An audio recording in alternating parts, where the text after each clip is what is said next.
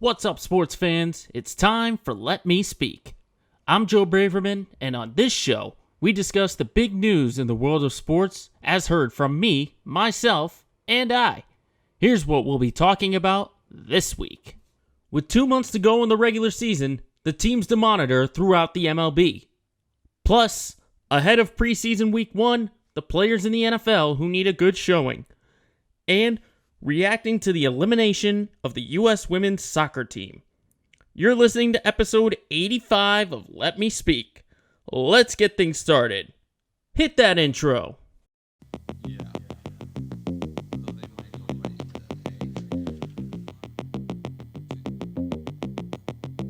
Let me speak.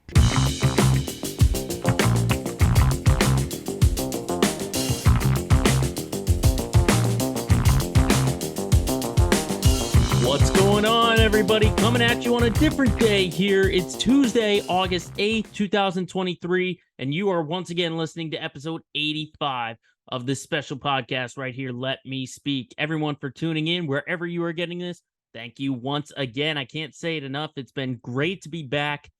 We were out, for those of you who are just joining or are listening just to the very first time, we were off for about a year. We did about 80 episodes. But now we're back. It's been about a month or so. And I got to tell you, it's good to get back in that podcasting flow. So we're going to have a lot of fun, obviously, today. And I did say right off the top, it's a different day. Normally, we've been recording on Mondays since we've been returned. Now it's a Tuesday. We've had some unforeseen circumstances. Of course, some torrential rain as well, getting in the way. But here we are. We're getting an episode out for you. And we're giving you all the latest up-to-date in the world of sports. And I say, let's not wait any longer and talk about the MLB, because it has been almost a week. Here on Tuesday, it's about 3:30 in the afternoon, so it's been almost exactly 1 week since the trade deadline came to an end. And honestly, there are still a couple of teams that that we're still reacting to. And we'll get into one team that I have strong feelings about. It's someone close to where we're recording here in Swampscott, Massachusetts. But for some of the teams who decided to buy and some who decided to sell, I was kind of surprised. I was kind of surprised who bought and who sold. I mean, for starters, right off the top, did not think the Orioles were going to make a move. They were going to stick to where they were. Plus, they're a small market team. You have Tampa, who historically hasn't made any kind of trade deadline acquisitions. And then you've got your standards, obviously, that were a surprise.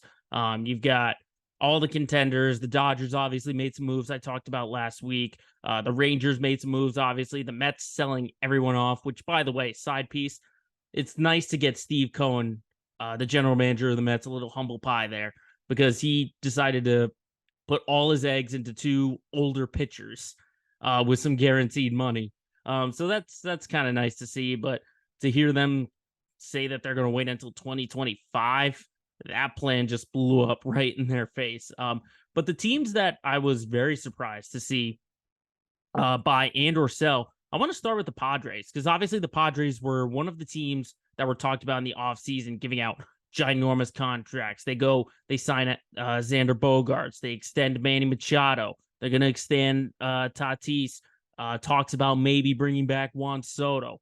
But honestly, like in the here and now, I did not think that they had a chance of making the playoffs. Honestly, like the way they started, where it was just they've been sub 500 for a very long time. Just getting the record here real quick. They're still 55 and 58.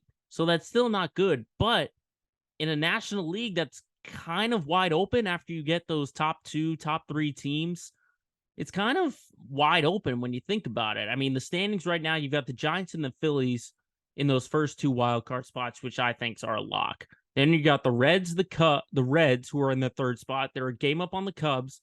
They're a game and a half up on the Marlins, 2 up on the Diamondbacks, and then you've got the Padres, who are only 4 back. So I guess that San Diego still thinks that they are a player and they can make a run in this MLB season. Now, looking at the moves that they made, obviously every playoff contending team goes and gets pitching, and they go ahead and get Rich Hill, who's basically as old as time and is the MLB's equivalent, the new version of Bartolo Colon. They get a reliever, obviously, in Scott Barlow, and then they grab another bat in G-Man Choi. And then when you look at who else they have with that starting rotation, I mean, you're going to get Michael Walker back, who before the injury was pitching great for San Diego. You lump in Blake Snell, Yu Darvish. Now you have Rich Hill, who's a back of the end rotation guy who you're not looking for dominant outings, but a starter that can at least get you 4, maybe 5 innings. I thought they were good moves. Maybe, it might be like too little too late. But I think with the moves that they made, they're kind of banking on the fact that all those teams ahead of them are going to come back down to earth. Because honestly, like when the season started, before spring training got underway, who would have thought that the Cubs, the Reds, the Marlins, and the D-backs were going to be contenders for the playoffs? Definitely not me. Definitely not me. I thought all of those guys, all those teams were going to be in the cellar. But meanwhile, you've got playoff expecting teams like San Diego, like the Mets, like the Cardinals, who are down in the basement. So San Diego, I think what they did is they look at their roster and they say, we have enough proven guys that we can turn things around. They shore up their starting rotation. They're hoping that their lineup is not as inconsistent as it's been all year. Plus, against the teams that you're ahead of for the rest of the season, they've got 7 games left against Arizona, and they've got 3 against Miami. So they can make up ground really quickly. And not only that, but also on the schedule are strong underperforming teams like Oakland, Colorado, St. Louis, and the White Sox. So San Diego still thinks they have a shot. If you're asking me, though, I don't think they have a shot. But that's a team that I really want to look for, because they could be not necessarily the Braves when they won it in 2021, but just record-wise, where they're, I think, a few games sub 500, and even the Phillies last year when they made the World Series. I'm not going to say they're going to make the World Series, but they're sort of in that category of, if they have a strong second half, they can find themselves back into the playoff spot. Because, I mean, you can't really trust any of these young teams who have very little playoff experience, like Arizona, who started out so hot, then they're coming back down to earth. You have the Marlins, who haven't been contenders for God knows how long, since they won their last World Series in 2003. And you have the Cubs, who have been a rebuilding team, the Reds, who are coming out of nowhere. So when it gets down to late August and September, when it's that big playoff push, the Padres clearly think that they have the roster and the talent to turn things around and get back into this. So again, am I expecting it? No, but I was just shocked that the Padres decided to buy and instead to sell. Going the other way, though, I was very surprised to see the Yankees and their activity at the trade deadline. And they are really a team that I'm not going to watch for every single day, monitor the standings every single time. But I was just surprised that they usually buy big. They go out and get that big name. They've been doing it for years and years and years. They did Anthony Rizzo a few years ago. They brought on the big names in free agency. But this year, they didn't really do anything.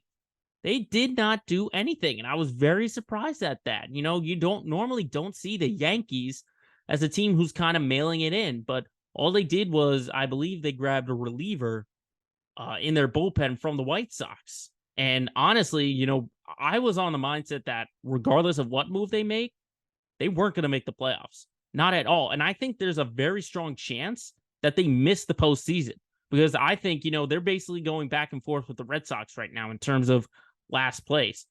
But if you're asking me, the roster construction of the Sox is much better than the roster construction of the Yankees right now. I mean, let's face it. When you take Aaron Judge out of that lineup, I've said it multiple times, when you take Judge out of the lineup, they're nothing. The Yankees are absolutely nothing. And even when Aaron Judge comes back from that toe injury, he hasn't been able to carry the team, much like guys like what the Angels did when they were banking on adding pieces around Shohei. Aaron Judge is not that guy, even when he is fully healthy and his big toe isn't facing 90 degrees in the total opposite direction. I mean, so far in his return, he's only batting .226. He's got 1 home run and 3 RBI. So part of that could be the toe, because the Judge did say himself that his big toe might not ever be the same. So that could be a part of it. Not 100% sure, but we're just going on what we know right now. He can't carry that team. And then all the other options after that. You have Gleyber Torres, who's a good hitter, but he's not a power hitter, what they're looking for. Giancarlo Stanton, who runs like an out-of-shape grandma, is only hitting 200 and is more prone to strikeouts than he is to home runs in this career. Anthony Rizzo, who was, in my opinion, probably the second best option as a hitter to try and carry the Yankees, but now he's out with still dealing with a weird concussion that he grabbed against San Diego, and then he got symptoms again. It's really weird. And then the pitching situation is just out of line. You've got Garrett Cole, who just got touched up by the White Sox last night. He's not that dominant ace that the Yankees were hoped they got. And then you have Domingo Germán, who is out for the entire year with a situation off the field that the MLBPA had to get into. So the Yankees are in a world of trouble. I mean, it's gotten to a point where you've got Aaron Boone coming out and basically mocking Laz Diaz because he's got no choice. But the Yankees are in a world of trouble. They are in a world of trouble. And I don't expect Aaron Boone back. I think he's going to be gone after this year. He probably should have been gone after last year. But I don't see how this gets any better for the Yankees, especially when you have up-and-coming teams. I mean, we know that Baltimore, the young team that they are going to stay for a long time. We know the Rays are always going to contend, or at least in recent years have been contending at the top of the division for a long time. You have the Blue Jays with a ton of talent, and then you have the Red Sox who can come out of nowhere just like that. So the Yankees might find themselves near the bottom of the division for a couple of years now if they don't get a big culture shock in there. They got to get some big, powerful bats in there, because just everywhere, it can't be Aaron Judge, and that's what they relied on. That's why they gave him almost $400 million for him not to go to San Francisco. So it's a world of trouble for the Yankees, and I want to see what happens in that clubhouse, how it all plays out. But another team I'm looking at, of course, is the Angels, because everyone is on Shohei watch, because the Angels, they put their foot in the ground and they said, we're going to contend for these playoffs. But what happens when you buy? Nothing. Absolutely nothing. They're losing 7 straight now. They're 8 back in the wild card standings. And I said it before that the Angels really had no choice, because Shohei Ohtani is Babe Ruth, the equivalent. You know how many people have been making fun of the Red Sox for about 86 years, for so long? Why do you think the curse of the Bambino lasted in Boston until 2004? And why everyone made a mockery of the Red Sox? Why? Because they got rid of the best player in the world, in Babe Ruth. They basically gave him away. You don't want to do that if you're the Angels and you're Shohei Ohtani. So you really had no choice, because if you still think that you can bring him on, like I said weeks ago, and I've been saying it week after week after week, Shohei has not given us an indication that he is definitely going to leave the LA Angels at the end of the year. He's been basically mum on that whole situation, whether he's going to get $500 million or $600 million, anything like that. But I mean, we did get our first glimpse. He was nearly in tears against one of the losses against Seattle. I forget which day it was, but it was the 8th or the 9th inning comeback that the Mariners put on. And Shohei was just sitting in the dugout, and he was on the verge of tears. He was on the verge of tears because he's literally like, what else do I have to do? Or he looked at the whole roster, kind of looked one way, looked the other, and he said, we're not coming back in this game. I literally can do all I can, and it's not going to happen. So that's what I'm seeing with the Angels, is how much worse does this get? I mean, do they essentially shut down Shohei and be like, listen, we're going to be much better this year once we offer him? So they still think they have a chance to bring him back.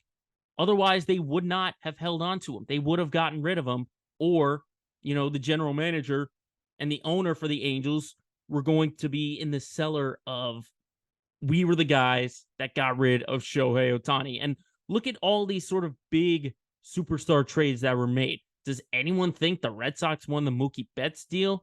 Does anyone think that the Rockies won the Nolan Arenado deal? I mean, look at the teams who gave away the superstars and the positions that they're in. Or Arenado's a bad statement because the Cardinals are near in last place, but the Rockies are in last place too. So keep that in mind. But again, with Shohei Ohtani, it's really a dangerous situation because you would have gotten a terrible label if you bought and you kept him, but you would have gotten a bad rep if you sold. So really, to cancel that out, you had to make the playoffs. And with the pieces that they added, I said last week that they're not game-changing pieces. They're probably not going to make the playoffs with these pieces, but you had to do it. You had to do it. And the Angels, honestly, they were going to get that poor label anyway for wasting Shohei Ohtani's career. I mean, they've done that, I said before, with Mike Trout.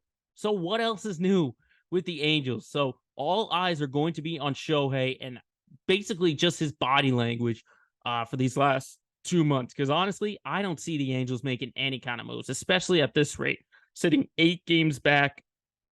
And you have much more talented teams ahead of them. I said it before. I see Shohei not on the Angels at the beginning of next year. I don't see him on the beginning of next year. And the Angels just doomed him from the start of the year. And now they're just making the moves to try and turn things around. But sorry, LA. Too little, too late. But one last team that I wanted to talk about and really watch for are the Astros. Obviously, they're the defending champs, but I think they're slowly getting back to their championship form. I mean, look at what they did bringing back Justin Verlander. I don't know what number prospects they gave up, but they really needed to improve their starting rotation. I mean, really, Framber Valdez was the only guy that they had. Now you got a guy in Justin Verlander who's not only got the resume and has the postseason experience, but he brings some stability to that starting rotation. So I think that was a good move. But really, the big thing for the Astros was that they didn't have the offensive power that they normally have. I mean, you have Alex Bregman, who has not been hitting the way he has been. He's got a terrible batting average, 244, but he's got 18 homers. Normally, he's about a 30 home run guy. You've got Jose Altuve, who's known to get on base, but he's got a 380 on base percentage. He's not hitting for power like he normally does, despite his size. And then your big offseason acquisition, Jose Abreu, you're not getting what you paid for. You'd get a guy who's a big power hitter who can hit for slugging, but so far, he's hitting 237, 10 home runs, 56 RBIs, and only an on-base percentage of 293 and a slugging of 348. That's why they've been leaning on guys like Kyle Tucker and Yordan Alvarez to really turn things around. And Tucker's done his part. But again, I think they're coming back to it, and I wouldn't doubt them getting to the postseason, but they're still in the wild card. I think to really have strong confidence is to get them to win the division. And they're not that far behind of Texas. Not that far behind of Texas, especially with the Rangers losing Josh Young with a thumb injury, I believe it was. So I do think that they're coming back to form, but similar to the Angels, too little, too late. You've got guys, we know Martin Maldonado isn't going to hit. We know that Jeremy Pena has had a hard time replacing Carlos Correa. And they just sent Corey Julks, who was all of a sudden this big hitter and this big contributor for Houston. Now he's back in the minors. So for Houston, it's kind of similar to, the Colts of the mid-2000s, the Patriots dynasty, just teams that need to get to the postseason, and then they really turn it up. So I do think Houston is still, you can't doubt them. You can't doubt them until someone actually beats them. And this could be the year. But in terms of what they did to sort of get back to that championship level, I like what they did. Will I put them as favorites to win the World Series? Not right now. I still put that for Atlanta. I give that to the Braves. But if you gave me a list of, the top 3 teams that I think would come out of the AL, the Astros would be on that list, regardless of where they finish in the standings. But the good news is there's only 2 months left of the regular season, and a lot of things can change in baseball. Now, coming up next, baseball won't be the only sport that's playing. Of course, football is back, preseason week 1. Let's look at the teams who have the players that have a close eye to watch.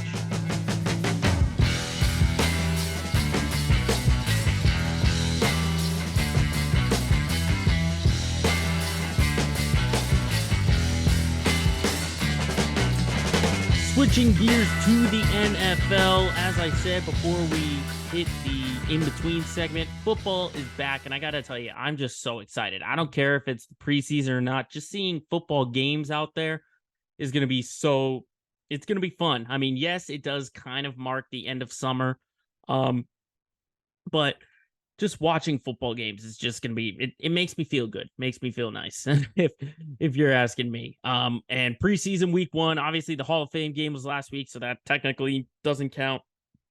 But there are some teams and some players that I really want to keep an eye on. You know, I'm not going to put all my eggs in the basket of week 1, but I just want to get, some first impressions, because obviously, being where I am, I'm focusing on Patriots training camp and everyone within the division, stuff like that. But I want to see some other teams that maybe the most casual fans aren't really paying attention to. And I think to start the list, rookies are obviously the ones to watch. And I especially want to look at Bryce Young and what the Carolina Panthers have set up, because the Panthers basically put the future in Bryce Young's hands. They traded one of their top receivers in DJ Moore to go get this quarterback out of Alabama, who some are saying might be undersized.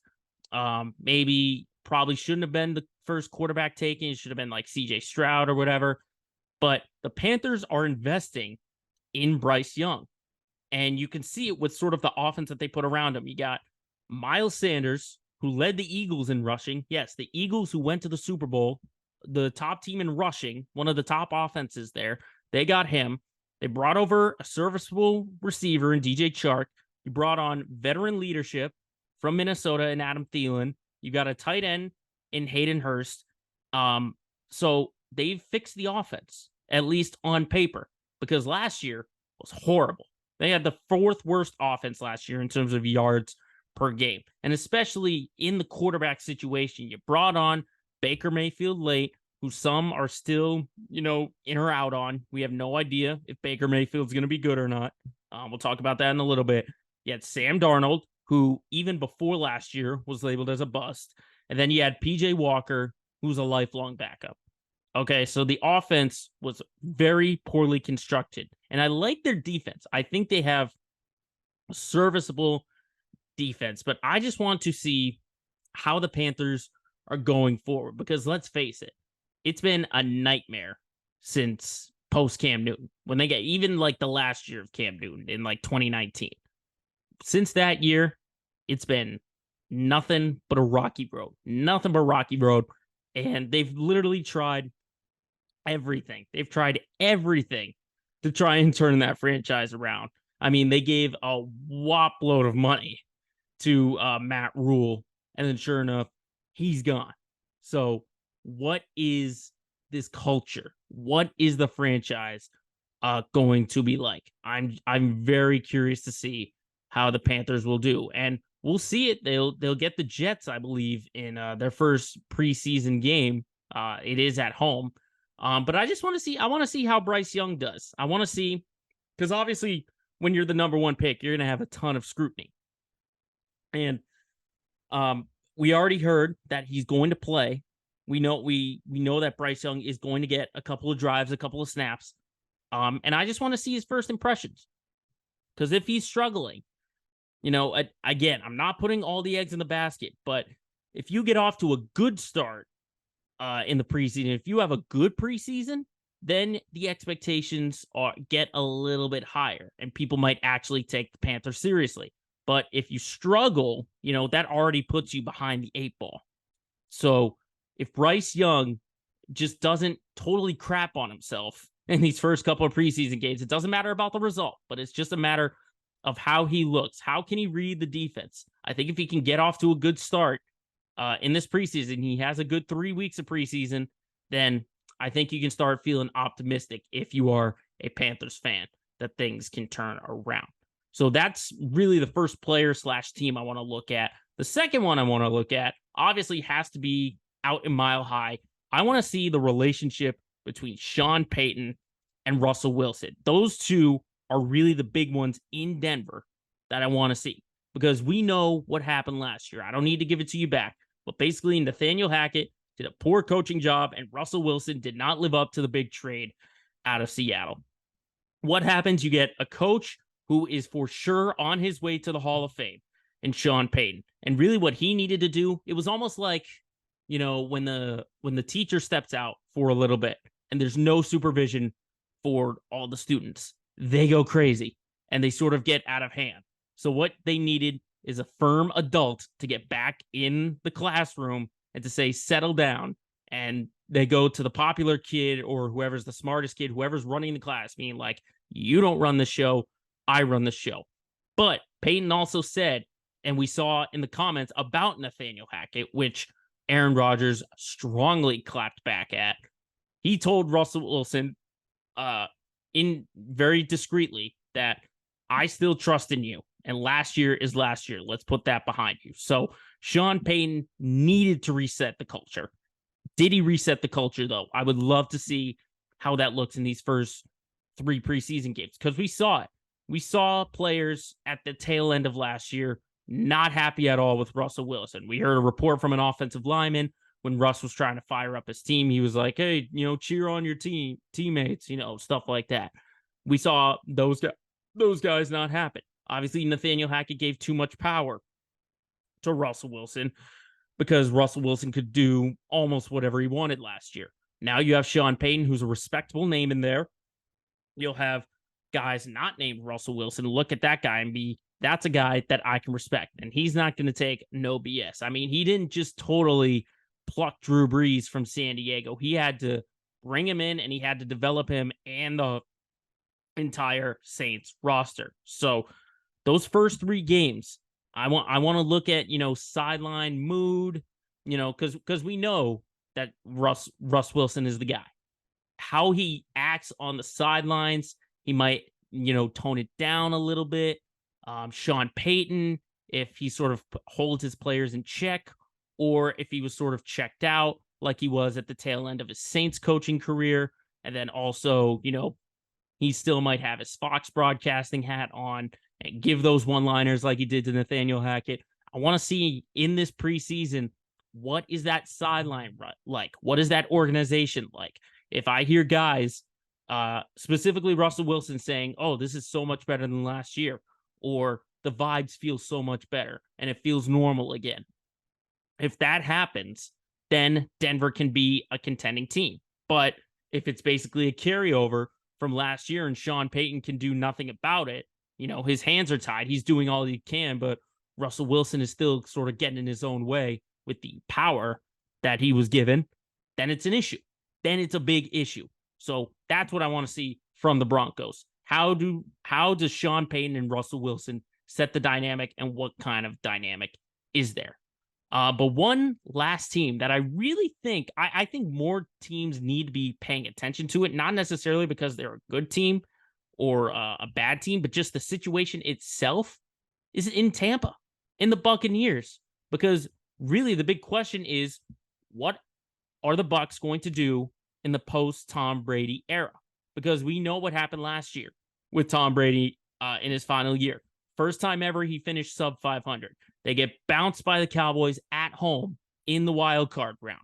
Tom Brady, he announces his retirement. He says, for good. We hear reports that the Bucs were still trying to convince him to come back. Granted, it was from Richard Sherman's mouth, so we can't guarantee it. So obviously this is a transition year, but I really thought, or I think that Tampa believes that Tom Brady was going to come back, and it was going to be, if he did announce his retirement again, it would have been similar to the year before that, where he retired, waited 40 days, then announced he's coming back. And we know it's a transition year because really they just grabbed the last set of quarterbacks that were out there. If your quarterbacks are Baker Mayfield, Kyle Trask, and John Wolford, yes, it is a transition year. But last year, the issue was not Tom Brady. The issue was the offense around him, specifically the offensive line. He only had 2.5 seconds to throw. It was the shortest in the league last year, according to Next Gen Stats. So if Brady only has 2.5 seconds to throw. How's it going to work if you have Baker, Kyle Trask, or John Wolford out there? Really, how is it going to work?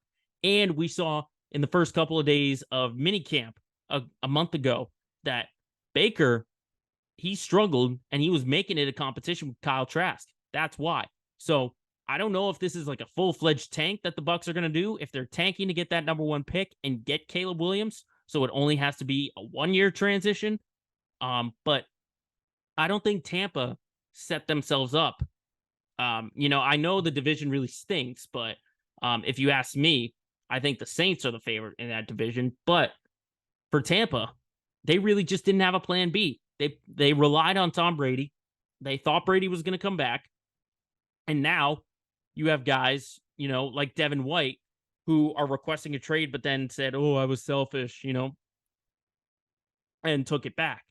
So I don't really know what Tampa is going to do this year. They're probably the biggest unknown, if you ask me, in the NFL. The biggest unknown. Because outside of Tom Brady and maybe Leonard Fournette, the offense is relatively the same. That's all it is. You'll have Rachaad White. You still have Mike Evans. You still have Chris Godwin. And your defense is still, it wasn't great last year, but it can be better. They did have a couple of injuries now and again.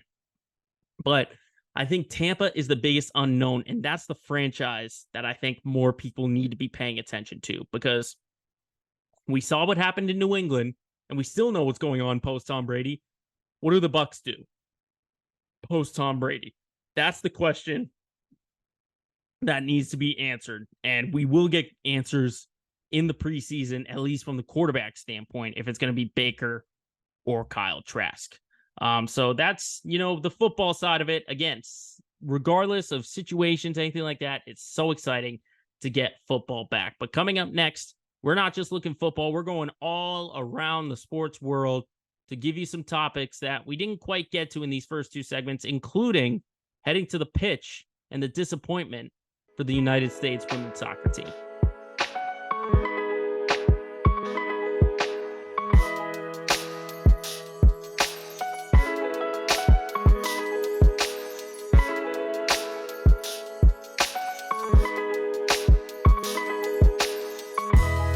We're going to go rapid fire on a couple of topics here throughout the sports world that we've had in the past week or so. And I think the big one over the weekend had to be in the Women's World Cup, and that the United States is not going to do a three-peat. The women's soccer team losing to Sweden early Sunday morning. And not only did they lose, they lost in penalty kicks on the round of 16, the earliest exit in women's soccer history for the U.S.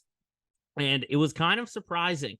Very surprising, considering the way that they lost. I mean, you had Megan Rapinoe, Sophia Smith, Kelly O'Hara, they all missed. And then you had the unfortunate bounce. Alyssa Nair got the save, but then they went to VAR on that second attempt. The ball went over the line, and that was it.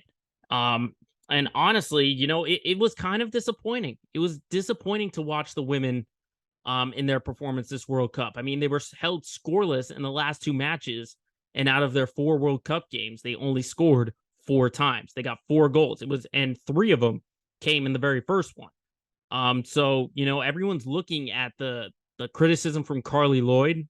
Obviously, the head coach for the women's national team wasn't happy about it, saying that, the criticism was unjustified, kind of a cheap shot, stuff like that. But honestly, I'm not the biggest soccer expert. I can tell you that I'm probably I would say maybe a 10% casual fan. I couldn't give you the ins and outs, and I couldn't tell you what exactly went wrong, or I couldn't break it down, as part of the all 22 crew, as we like to say, on WEEI.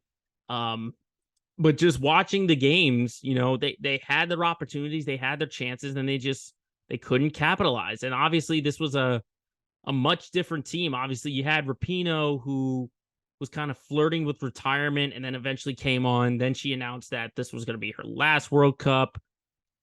And they just didn't have the pieces. They didn't have the pieces to put it together. And, it stinks, obviously, when you're an American and they lose this thing. But From what I've read about what experts were saying about the US team, and then hearing Carly Lloyd, how they don't really have championship driven players. It's disappointing. It's very disappointing, and I'm sure that when we get to 2027, which I believe is the next Women's World Cup, I'm sure that the U.S. will play much better than that, and they'll have players who are determined to go get that victory. So that's the 2 minutes I'm going to give of soccer. Don't ask me for anything more. But moving on, in back to baseball. I mean, the talk of the weekend in the MLB was Jose Ramirez and Tim Anderson literally duking it out. I mean, this was when you get normal brawls in the MLB, usually just get guys who are just standing there talking, maybe get like a shove now and then. You don't get a literal fight. This was a legit fight. You could put 4 ropes and a corner for a boxing ring around second base, the way Tim Anderson and Jose Ramirez squared up. So I looked at the replay multiple times. I tried to figure out, okay, who took issue with what. And looking on it, Jose Ramirez, he slides in head first and he goes between the legs of Tim Anderson. And if I had to guess, Jose Ramirez was just upset that he either maybe got tagged hard in the face or on the head. Then you had Anderson standing over him, but he still kept the tag on. So honestly, I'm not sure why Ramirez had issue with it, and I don't understand why Tim Anderson gets suspended 6 games and Jose Ramirez only gets 3 games. Because when you think about it, Ramirez was the one that incited it, and he really shouldn't have had any issue. I mean, what was he expecting Tim Anderson to take his glove off and then step back over him? You've seen it when guys are sliding in. They hold on to that tag until the runners call for timeout. Now, I don't know if, maybe Tim Anderson said a magic word that said, let's go, drop the glove. Because you saw it right there. They were talking, and then he drops his glove, and they're starting to, square up. And not only that, but Anderson got rocked. He fell to the ground on that punch. I mean, that might be I don't know if it's better than the Rougned Odor Jose Bautista brawl. But that was definitely very entertaining, at least from a fan standpoint. But I just don't get how Tim Anderson gets more games of a suspension than Jose Ramirez does. I don't know if it's, just going on past history, because I don't believe that at all. I really don't think this warranted going back into the history books for Tim Anderson, for recent suspensions, fines, anything like that. I don't see that. So that's just how I see it. I know it was entertaining and fun as a brawl. I always have fun with my buddy who's a Cleveland fan, being like, why are you guys, starting fights and stuff like that? But I just didn't get it. I didn't get why Tim Anderson got double the suspension that Jose Ramirez did if Ramirez was the one who really got that started. So that's what you asked me. And maybe the reliever who was on the White Sox, I forget his name, maybe that's what he means when he says there's no stability and no organization in that White Sox clubhouse if you got guys dropping the glove and getting ready to fight. But moving on from baseball, we go to football, or I should say college related, because more conference realignment going on as the Pac-12, a historic conference that's seen some amazing products and amazing people come out of that, like John Wooden, like the year for USC, UCLA, all those teams, all those history making moments. They're basically dead because all of their teams are basically hitting it and they're going to different ones. Oregon and Washington going to the Big Ten, Utah, Arizona, Arizona State off to the Big 12.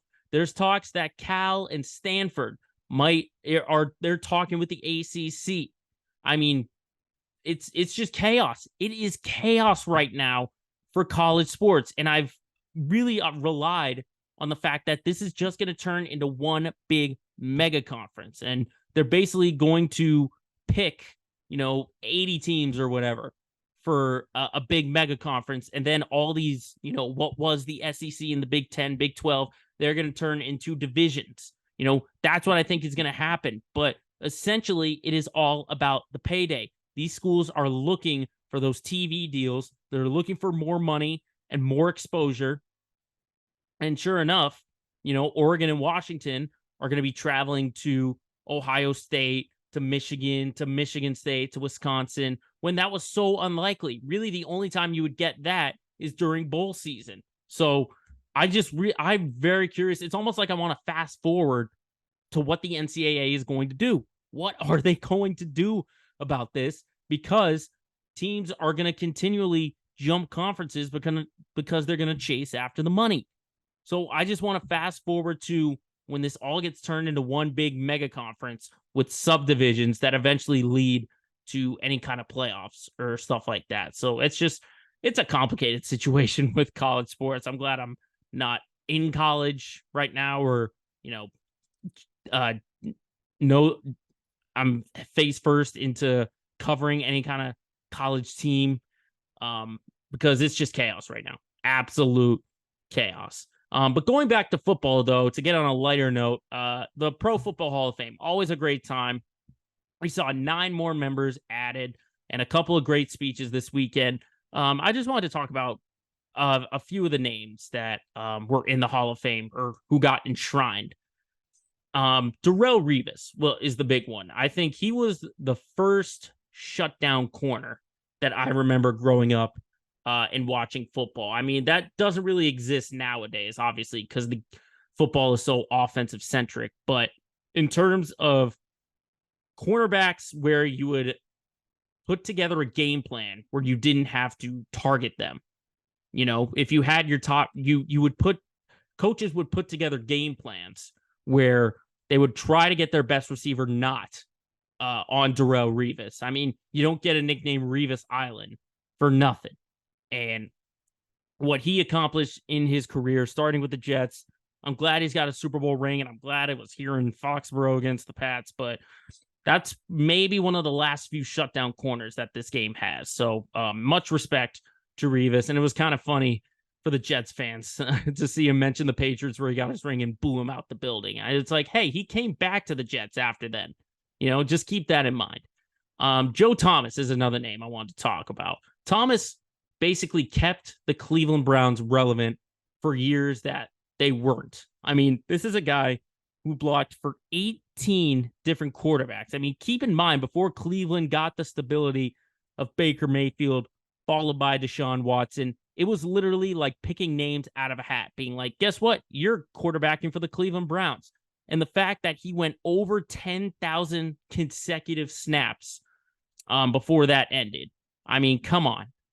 No guys do that anymore when we're talking about load management and preparing for the playoffs and getting guys healthy. No one does that anymore. Joe Thomas was that guy in the football world. He really was. And I have much respect for what he did in that Browns organization, because with all the struggles, he easily could have just walked right out the door and gone to a winning team and get himself to the playoffs, because he never made the playoffs before or even get to a Super Bowl. He's that legendary. So respect to Joe Thomas. And then lastly, DeMarcus Ware was just always feared. I mean, he was in this category in the late 2000s of just edge rushers to watch out for. And every time you were playing the Cowboys, you had to always keep an eye out on your blind side or on the right tackle position, because DeMarcus Ware was an absolute force. And then he goes to Denver, and he's part of that historic defensive team that won Super Bowl 50, helped Peyton Manning out, with him, Von Miller. I mean, DeMarcus Ware has nothing but respect, and he's one of the nicest guys out there. I would have loved if he didn't sing the national anthem, because it was a lot of it was forced. But I still give respect to DeMarcus Ware as a football player and as a Hall of Famer, just not as a singer. And then lastly, on a lighter note, just really quickly, Damar Hamlin, a full participant in Bills training camp. I'm so incredibly happy, but I'm also a little bit nervous because I talked about Bronny James and his cardiac arrest last week, and I mentioned that these are guys I'm pulling for them because I want them not just to have a successful career, but a successful life. So I just really am hoping and praying that Damar Hamlin can fulfill his career, and this is a really good step. This is a really, really big step to see him as a full participant. He even got an interception, I saw, during one of those practice days. So I'm just so happy to see Hamlin back out there and doing his thing. But I also just pray for his safety because I really hope that, he can live not just an incredible career, but a successful life. Because let's face it, he was dead for a couple of minutes. But that Bills medical staff, the training staff, coming out and saving the day, mad respect to that. And I hope Damar Hamlin just has continued success. That's the only reason I'm rooting for the Buffalo Bills. Just keep that in mind. That's the only reason I'm rooting for him as a Patriots fan, is to see that guy have success in his life and in his career. But speaking of Patriots, they are one of the teams that we got to talk about when we get local coming up next. It's the Pats, it's the Sox, it's Let's Get Local.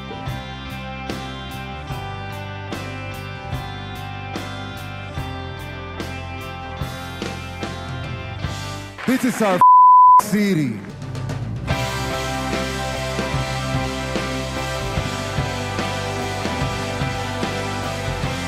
As we do every week at this time, we got to get local and look at those Boston sports. Let's Get Local segment of the week. And I got to forewarn you people, all you listeners out there, this is going to get very, very ugly because everyone is talking about the Red Sox and the lack of moves that they did at the trade deadline. And everyone's trying to point the finger as to what is going on. What exactly is going on? I mean, they go out to the West Coast, they struggle against San Fran and Seattle. Then they get swept and look absolutely lifeless. They have a base running blunder with Reese McGuire not properly reading a foul ball. Then they get blown out 13-1 the next day. Granted, it did turn around last night, which we'll get into a little bit, but who do we look at? And for me, it's obvious.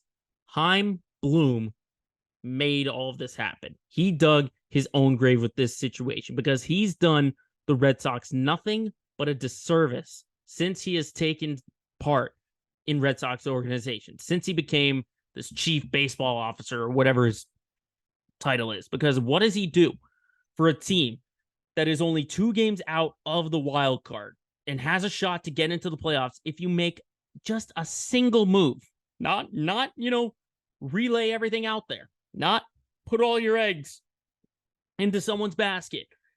He does nothing, absolutely nothing. He literally just sits there, sitting on his hands, and just says, let's see what our guys can do.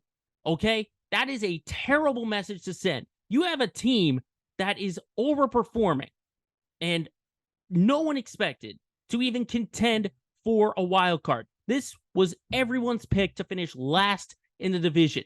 And what happens? They hit a really good stretch. They have the right pieces there. They've got great leadership in Justin Turner. They've got guys who can hit. They've got a young core that you can take an advanced step into any kind of rebuilding phase that you wanted to go through. And Chaim Bloom doesn't do any of it. Okay. And then, he comes out and says that this team is underdogs. Really? Is a team an underdog when they're maybe 10 games over 500 and on the verge of getting into the playoffs when you're making this trade? Maybe they were at the beginning of the year, but not this year. There is an obvious disconnect between clubhouse and management. And I don't know if Chaim Bloom is getting this from John Henry or from Sam Kennedy or Brian O'Halloran or Tom Werner or anyone in that Red Sox front office, but it is an absolute shame what the Red Sox did at the trade deadline. The fact that you don't decide to invest in this team, as I said, sends a terrible message because this team, regardless of what he or anyone in ownership thinks, is much better than they think. Okay? Is he really expecting this team to finish in last place? Is he so concerned about the farm system that he wants every single possibility out there? How many prospects out there who everyone label as this top guy or who this team shouldn't get rid of?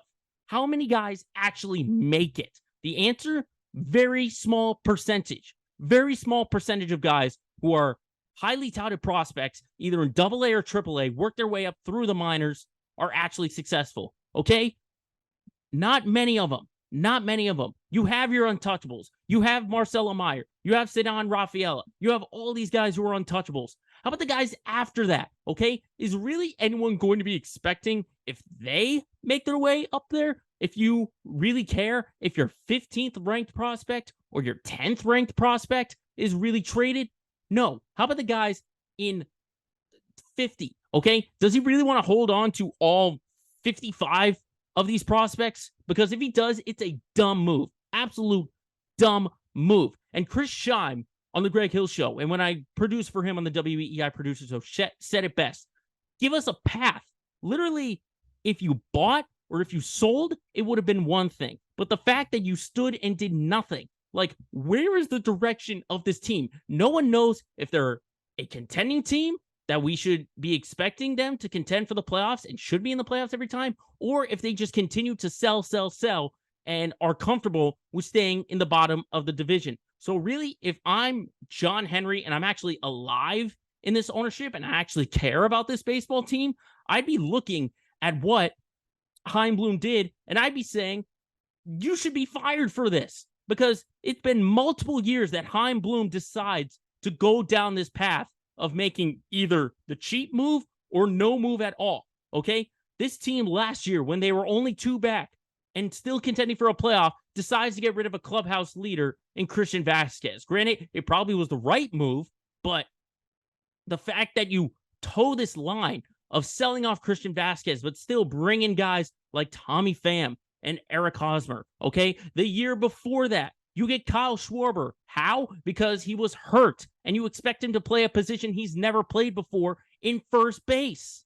Are you kidding me? Okay, I can go back to the end of 2019 when he trades Mookie Betts. What did he get out of that trade? You got Alex Verdugo, who might be on his way out the door. Connor Wong, he's not a top catcher out there. He's a serviceable catcher, but he's not a top catcher out there. The fact Jeter Downs, who's not even in the organization anymore. Okay, not only should John Henry look at that, he should be looking at what happened this weekend with Alex Cora. Look at what happened Saturday. Cora in his postgame was absolutely pissed. You could see it. You could hear it in his voice. He said it was one of the worst days since he took over as a manager. And because Alex Verdugo was late and had to be scratched from the lineup for Adam Duvall, you could see it with Cora. He's literally, it's almost like he's throwing his hands up and he's like, I'm done. I'm not going to do this anymore. When the season ends, I'm out of here. So it's just been a horrible, horrible situation for the Red Sox, and fans should be literally irritated and angered by Chaim Bloom and Chaim Bloom himself for the moves that he made. Then, when you're done with that anger, transfer it over to ownership, because they empowered him to make these kinds of moves, okay? Don't worry about the players. Don't worry about the manager. Cora is managing his ass off. The players are literally giving all that they can. But the fact that they were constructed this way by the chief baseball officer is absolutely ridiculous. And the fact that they're just blowing smoke in our ears, that Sam Kennedy is saying that Sox fans are the smartest in the game, and Chaim Bloom thinks that they're in line with what the team wants. That's not true. That's a complete lie. And honestly, I'm done wasting my breath with Chaim Bloom, because yes, he rebuilt this farm system. Yes, he has a young core, but we've seen throughout his entire time since replacing Dave Dombrowski that he has no idea how to sustain any kind of this success. He cares more about the next 3 years after this year. And then when we get 3 years after that, he'll concern himself with the next 3 years before worrying about the major league team right here and now. So that's what's frustrating about this. And do I expect things to turn around after Pablo Reyes hits a walk-off grand slam to win 6-2? Yeah, it'll turn around for the players. Can they make the playoffs? They still can. But what do you think that clubhouse is thinking when Chaim Bloom literally tells the team, without even telling them, we don't believe in this team. You guys have to go do it yourself, okay? It's disgusting. It's disgusting what they did. And it could all be a moot point if Chris Sale and Trevor Story, who are coming back this week, Trevor Story's going to play tonight. Chris Sale's going to start on Friday. if they come back and they go back on a heater and they leapfrog over Toronto and they're back in the playoff chase, that's one thing. But you can't bank on it. You cannot bank on it and guarantee that, from what we saw in their rehabs, we think they're better than any kind of trade that we could have made. Like, just give some kind of direction. There are so many things that I think I'm going to have to spend weeks talking about regarding Chaim Bloom, but I had to get that out of there because it's ridiculous what the Red Sox did, and more specifically what Chaim Bloom did at the trade deadline. You did hold on to your pieces, which I said, hold on to Paxton, and I was a sort of 50-50 on Duvall. I'm glad he's here, but I wouldn't have been totally upset if he got traded either. So it's a wait and see. It's a wait and see with the Red Sox, and they need to win these games, okay? They need to win all these series against Kansas City, Detroit, and then Washington, okay? They need it. They need to go about 7-3, I think, because you can't play around with these teams, because then you're going to get much harder competition, and it's going to be impossible for them to come out of things. So that's the Red Sox minute, and I'm sure we'll be talking about a lot of them week after week after week, considering what was happened at the trade deadline. But let's go from negative to positive. Let's be excited that the Patriots are getting back into action. They've got their first preseason game this Thursday, taking on Houston. Obviously, we're not going to look at, game results or anything like that. Really what I'm looking for is kind of similar to what I talked about with the Broncos earlier in the show, and that's a vibe check. I want to see a vibe check during these games in practice, because let's face it, last year was a total mess. The fact that Bill Belichick brought on Matt Patricia and Joe Judge, and I think he's going to need a big image change this weekend. Now, I don't know if you do that with bringing Trey Flowers back. I'm not 100% sure why he's back, because he's a 30-year-old pass rusher, if that's for depth, because you're not expecting him to make any kind of significant contributions. If you're putting him on the other side with Matthew Judon, which, by the way, he did get a good raise. That's another thing. I'm not sure about that. Judon getting $18 million, getting a $14 million now in his deal, could go up to $18 million. That's good for an image. It's good to hold on to Judon, because again, the concern was sort of like a hold in by Judon, that he was practicing, but he wasn't really giving it, or that he was at practice, but he wasn't practicing. So it was like getting the attendance mark when you go to class, but not putting in the effort to do the work. Not saying Judon doesn't put any effort into anything, but getting that situation, good. That's good to get that in the past. Then you have to figure out, how is the offense going to look? Because we know that with Bill O'Brien, there's going to be some stability there, and that the offense should look much better. Now, they don't have the most talented offense, but they should look much better. Now, in terms of the preseason game itself, what I'm looking for with Mac Jones in terms of playing time is maybe 2 or 3 series. I think it will be concerning if he plays more than 1 quarter. I think that's what it is, because there's rumblings, some rumblings that, there's a competition between him and Bailey Zappi. I firmly don't believe it. I think Mac Jones is the starter, should be the starter, will be the starter. But if Belichick is holding any kind of competition, you'll see it if Mac Jones plays more than 1 quarter. That's ultimately what I think. I really think that it's going to be Mac for the first couple of series. Zappi will take it up until halftime. And then it'll be maybe Trace McSorley. And maybe they give Malik Cunningham, the undrafted rookie from Louisville. Maybe they give him some snaps there. He has been practicing more in sort of a hybrid role, more as a receiver, something like that. So I don't really expect that. But I expect that's the thing I expect from the offense. I'm not going to put anything into how many targets, a certain receiver gets, if he's going to, if Juju Smith-Schuster doesn't get any targets, if Devontae Parker doesn't get any targets, if I see that Mac goes to one player every single time, that's going to be one thing. Like if they get to the red zone and he's always looking for Hunter Henry or for Mike Gesicki, that's one thing.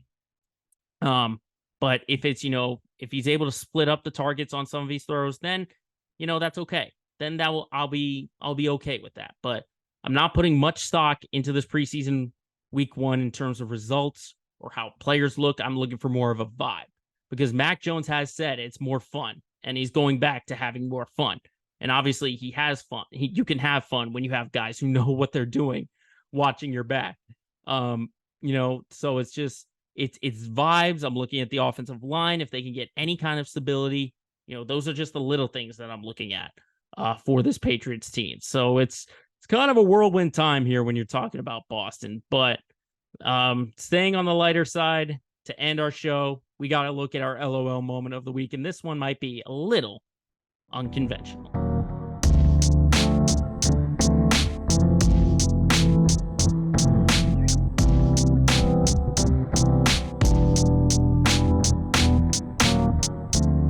We always do to end our show, we look at our LOL moment of the week. And I said to tease it that it's a little bit of unconventional.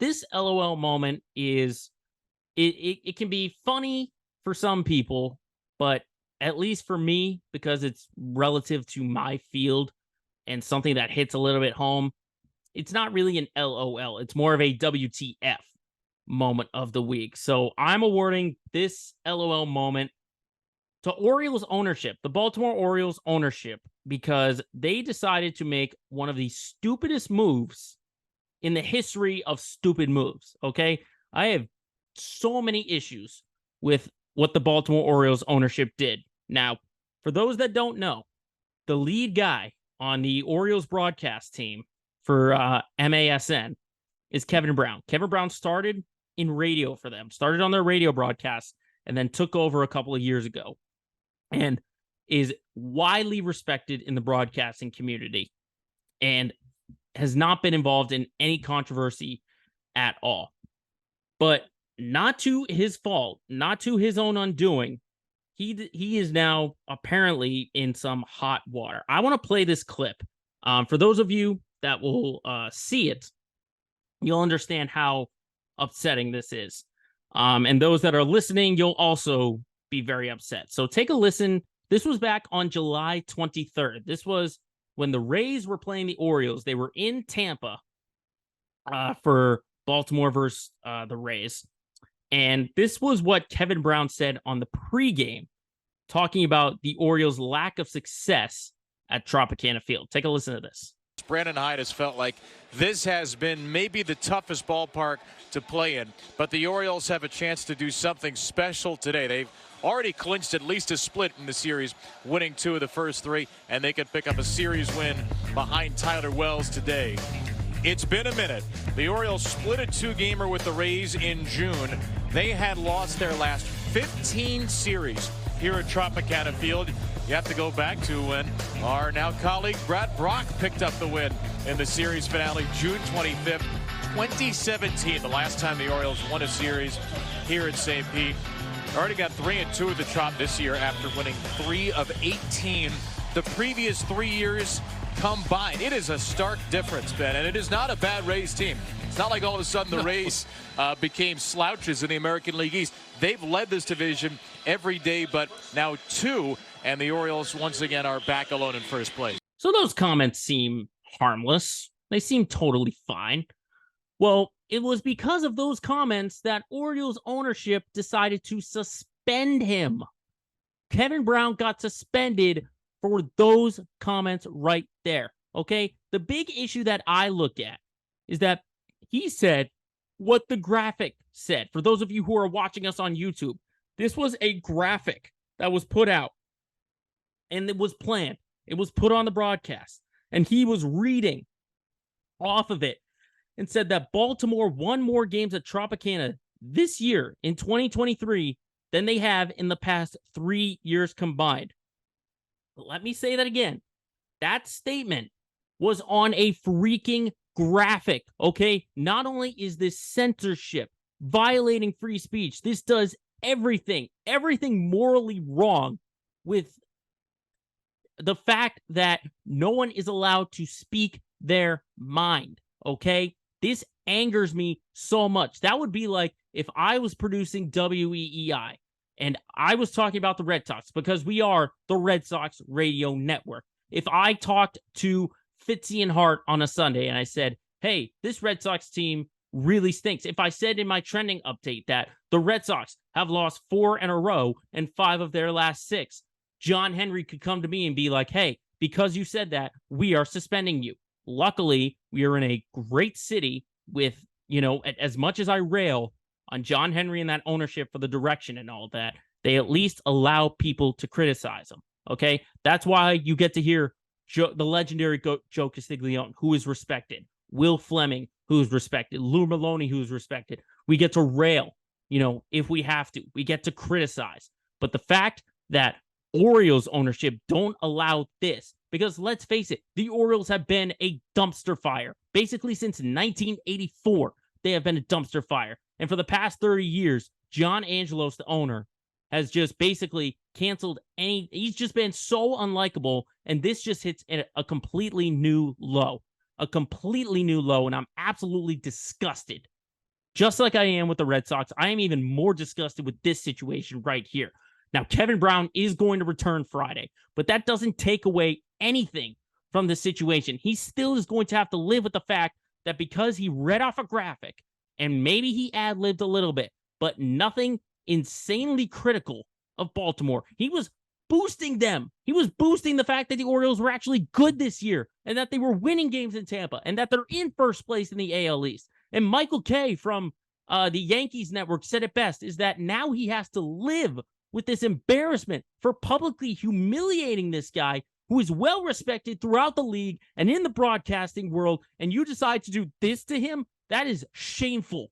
Every single scrutiny, when you look around baseball, when you go to the Red Sox broadcast, to the Mets broadcast, the White Sox, look all at social media. The fact of the scrutiny and the criticism that Angelos has got should be properly justified, and he should be ashamed that he has to be the owner of a team that were once fan favorites. This was a team that everyone was rooting for, a casual fan. If your team wasn't in it, you were rooting for the Orioles because they were a young team and they had everything going for them. But now everyone is going to root against them because their owner is a piece of garbage who decides to suspend someone for reading off a graphic that was planned hours before a broadcast even goes on. It is ridiculous, absolutely ridiculous what John Angelos decides to do. So at least for me, it's the rage moment of the week. But at least for this segment, John Angelos for making the stupidest decision in the history of baseball by suspending Kevin Brown, a broadcaster who reads off a graphic, not even his own thoughts, reads off a graphic. He's earned himself into this week's LOL moment of the week.